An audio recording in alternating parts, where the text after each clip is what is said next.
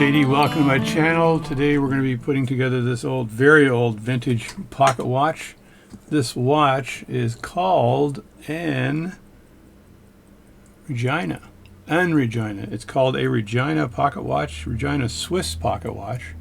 I think they made these way back in the day. The Swiss market was trying to sell into the North American market. But you guys can write me and tell me what's happening there. So here I'm putting the mainspring barrel back in. The watch was previously cleaned, and I'm just rebuilding it piece by piece. Usually in these old watches, you start with the escapement wheel, and then you put in the fourth wheel, or the wheel that holds the seconds hand.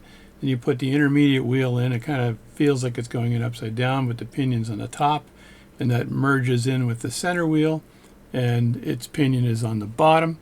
And then the plate goes right in. In this case here, I'd already assembled this watch once before, and I had to take it apart in order to get access to just the pallet fork to do some work with fitting the actual new balance staff. So I made a balance staff for this watch. I made one first, and then I made it too shallow or too low, and the balance wheel itself was hitting the arms. Was hitting the bridge for the pallet fork, so that was no good. So tried everything. I thought maybe I'd be able to adjust it. Nope, no way.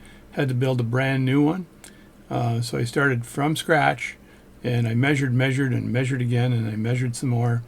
And the first measurement I made was to make sure that I left enough on the roller table side of this watch to allow that balance arms to swing over the bridge for the pallet fork. So that was good, but still wasn't sure whether there was enough real estate in there for the hairspring to get in there, although I felt that my length and my pivots were good. So did a lot of work here. I'm just loose fitting the plates. This plate was really tricky until I went under my stereo microscope, and I was able to see the actual plate and see the holes to be able to nudge the pivot to put it in place. Here I'm nudging it unsuccessfully, but later on I go underneath my microscope. So if you have a microscope, use it. So here I'm tightening the screws just to make sure the plate stays in place.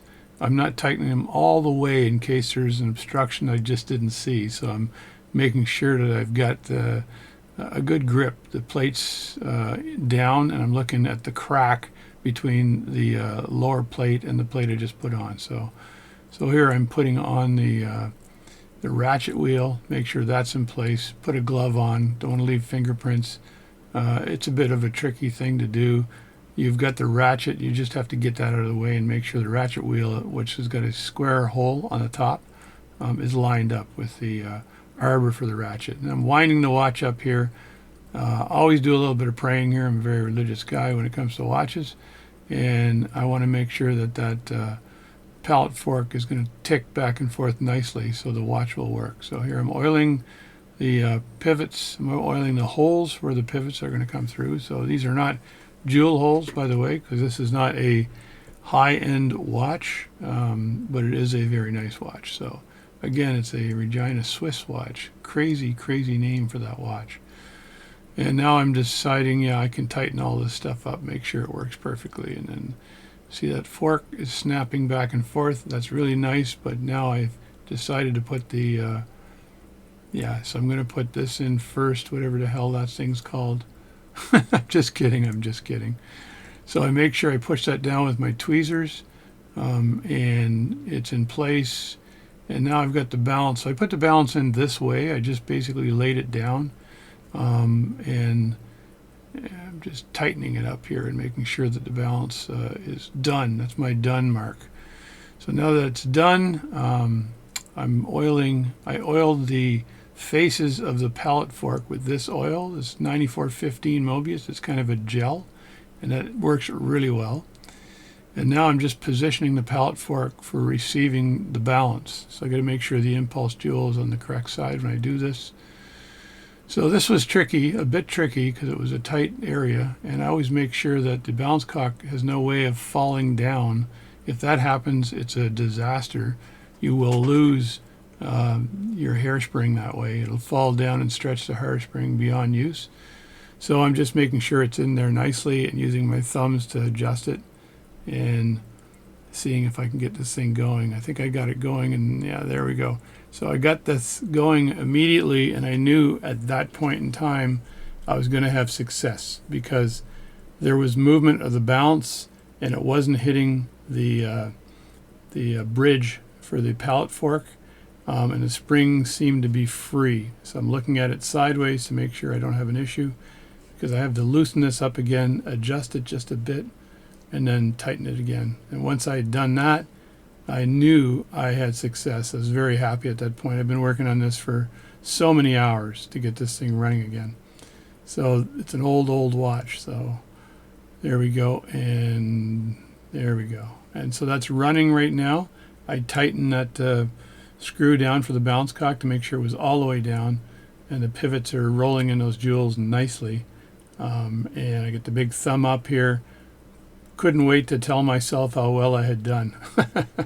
You can give me your comments, but you saw me make the balance staff in a previous video, and you saw me make the 4 videos on how to make a balance staff, and that one didn't work. So the big message is here is keep your old balance staff for measurement.